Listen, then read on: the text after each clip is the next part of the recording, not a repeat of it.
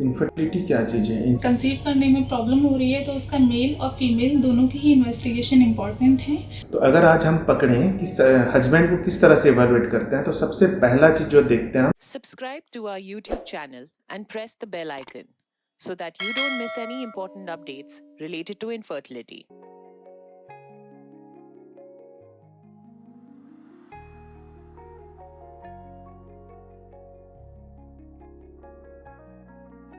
Hello, मैं doctor Sameer Kumar Baghel, Indira IVF, Raipur से। आज हम बात करेंगे इनफर्टिलिटी और सीमेन एनालिसिस के बारे में। इनफर्टिलिटी क्या चीज़ है? इनफर्टिलिटी मतलब हस्बैंड वाइफ अगर एक साथ 1 साल से रह रहे हैं मगर कोई प्रेगनेंसी नहीं हो रही है तो उसे हम इनफर्टिलिटी कहते हैं। तो इनफर्टिलिटी में नॉर्मली हस्बैंड और वाइफ दोनों का कंट्रीब्यूशन रहता है।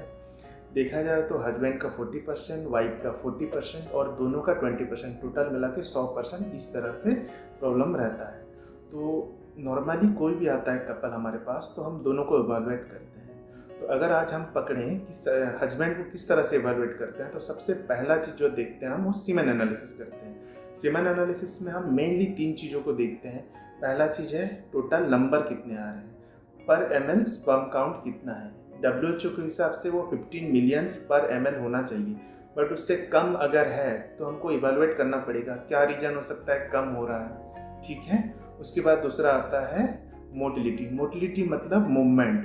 तो नॉर्मली स्पर्म मोटिलिटी बहुत मायने रखता है। स्पर्म मोटिलिटी नॉर्मल 42% से ज़्यादा होना चाहिए, उसमें 30% प्रोग्रेसिव मूवमेंट होना चाहिए। लेकिन अगर वो नहीं हो रहा है तो हमको देखना पड़ेगा, हो सकता है उसमें डिफेक्ट हो।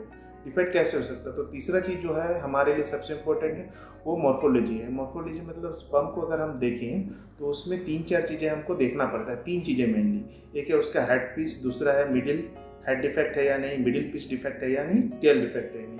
कई बार ऐसे हो सकता है कि जो सिर रहता है वो 2 हो, मिडिल पोर्शन में डिफेक्ट हो या टेल में डिफेक्ट हो, 2 टेल हो या इस टाइप का प्रॉब्लम हो, तब भी प्रेगनेंसी लेने में प्रॉब्लम होता है।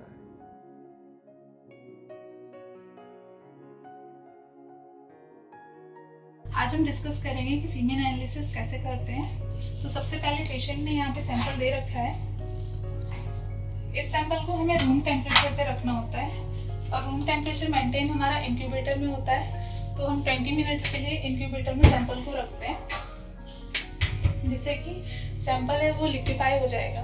सैंपल को 20 मिनट्स हो चुकी हैं। अब हम चेक करेंगे कि हमारा सैंपल लिक्विफाई हुआ है या नहीं हुआ है। अगर हमारा सैंपल अभी भी विस्कस है तो हम विस्कोसिटी को ब्रेक कर सकते हैं 18 गॉज नीडल को यूज करके। अब हमने विस्कोसिटी तो चेक कर ली है। इसके बाद हम चेक करेंगे कि हमारा वॉल्यूम सैंपल का कितना है। हम ड्रॉपर के थ्रू वॉल्यूम चेक करते हैं सैंपल का। अब हम काउंट और मोटिलिटी चेक करेंगे, जिसके लिए हमको मैकलर चैम्बर यूज़ करना होता है और माइक्रोस्कोप यूज़ करना होता है। इस पर हम 10 म्यूएल सेट रहता है। 10 म्यूएल ड्रॉप हम मैकलर चैम्बर पे लोड करते हैं। देन हम 10x और 20x पे इसको चेक करते हैं कि उसका काउंट और मोटिलिटी कितना है। और देन हम इसके बाद मॉर्फोलॉजी चेक करेंगे, जिसके लिए हम एक ये स्टेन स्लाइड्स को यूज़ करते हैं जो ऑलरेडी स्टेन्ड है। इसमें हम स्मेयर बना के माइक्रोस्कोप पे चेक करेंगे। देन हम उसमें देखते हैं कि उसका जो पार्ट्स हैं वो ठीक है या नहीं है। जैसे कि हेड है, मिडिल पार्ट है और उसकी टेल है। जो कि मॉर्फोलॉजी नॉर्मल होती है वो 4% होती है।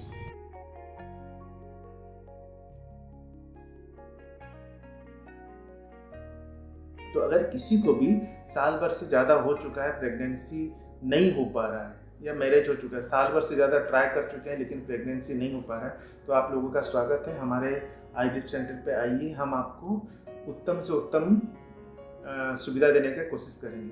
For more information, visit our website www.indraivf.com or call 1-800-309-4410. Keep following us and leave your fertility-related questions in the comments below and get answers from Indira IVF doctors.